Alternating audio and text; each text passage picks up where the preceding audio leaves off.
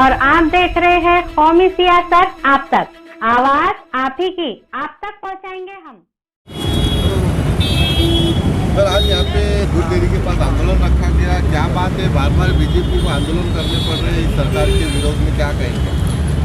ये आंदोलन करने का समय जो है ये महाराष्ट्र जो सरकार है, ये माननीय उद्धव जी ठाकरे साहब की जो सरकार है, इन्होंने भारतीय जनता पार्टी को मजबूर किया है आंदोलन करने के लिए, क्योंकि ये ओबीसी समाज का प्रश्न है कि सभी ओबीसी समाज का आरक्षण ये माननीय मुख्यमंत्री साहब ने जो कोर्ट में कुछ दस्तावेज दाखिल करना था वो उनसे दाखिल नहीं हुए, टाइम पीरियड में दाखिल नहीं हुए, उसके वजह से ओबीसी का आरक्षण कैंसिल हो गया और रद्द बादल हो गया।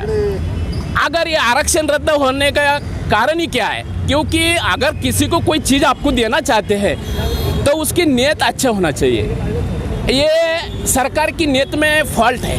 ये मराठा समाज के भी उन्होंने ऐसा ही किया। उन्होंने हमारे माननीय माजी मुख्यमंत्री आदरणीय देवेंद्र जी फडणवीस साहब ने मराठा आरक्षण दिया, मराठा आरक्षण कोर्ट में टिकाया।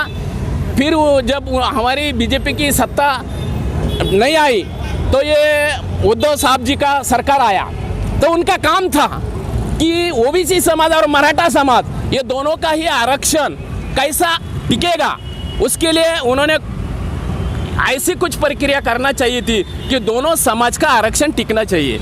लेकिन इन्होंने आंख बंद करके सिर्फ ड्रामा किया, लोगों को भूल भुलैया दिया, लोगों को समाज मराठा समाज और ओबीसी समाज को उन्होंने ऐसा दिखाया कि हम तुमको कुछ देने वाले हैं, हम तुमको कुछ देने वाले हैं, लेकिन दिया तो कुछ भी नहीं। जब आप आज जो मुद्दा उपस्थित हुआ कि अभी महाराष्ट्र सरकार ने और निवडणूक आयोग ने इलेक्शन जाहिर करने का प्रस्ताव आया, तो भारतीय जनता पार्टी ने निर्णय लिया कि जब तक ओबीसी को आरक्षण नहीं मिलता तब तक इलेक्शन नहीं हो जाए, क्योंकि ये कोई भी किसी का अगर किसी का तुम हक छीन लेते हैं तो उसको दुख दर्द तो होने वाला है। केंद्र में बीजेपी की सरकार है तो फिर इतना वक्त क्यों लग रहा है?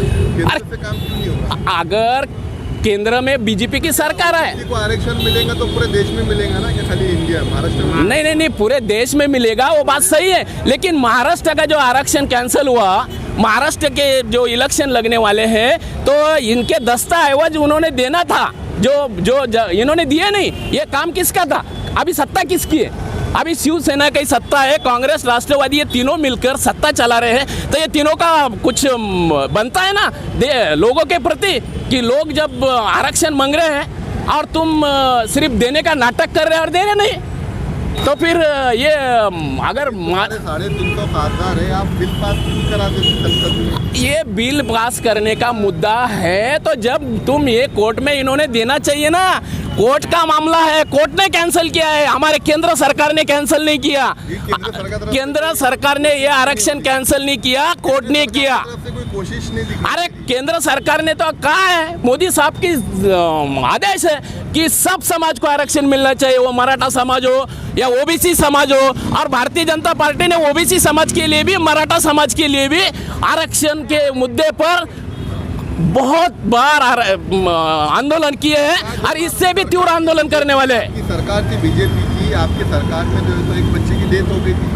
मराठा आरक्षण के लिए। हाँ, उसके बावजूद भी मराठा आरक्षण नहीं मिला। अरे भाई वही तो हम समझा रहे हैं कि हमारे माननीय माजी मुख्यमंत्री देवेंद्र फडणवीस साहब ने तो आरक्षण दिया था, लेकिन जब उद्धव जी साहब आए, माननीय महाराष्ट्र के मुख्यमंत्री उद्धव जी साहब आए, तो उनका कार्य था ना कि भाई ये आरक्षण कैसा टिकाया जाए, वहाँ पर वकीलों की फौज कैसी खड़ी किया जाए, सब जो दस्तावेज लगते वो हाई कोर्ट में कैसे, सुप्रीम कोर्ट में कैसे प्रस्ताव दिया जाए, ये उनका कार्य है ना। जो सत्ते पे बैठता है, जो खुर्ची पे बैठता है, उसका उस जनता के प्रति उनका एक दायित्व बनता है।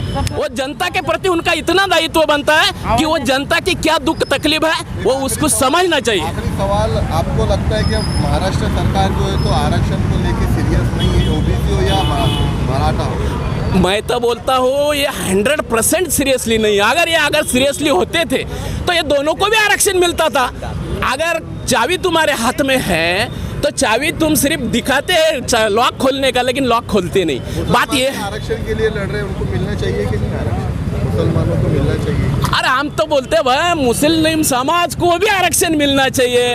अरे हमारे मोदी साहब का नारा ही है सबका साथ सबका विकास। इसमें मुसलमान, हिंदू, मुसलमान, सिख, ईसाई ऐसा कोई दिमाग में है नहीं भारतीय जनता पार्टी। पे उतरेगी फिर बीजेपी आरक्षण दो बोल के मुसलमानों। अरे भैया अगर मुस्लिम समाज का आरक्षण का मुद्दा अगर उपस्थित होता है तो मैं कहता हूँ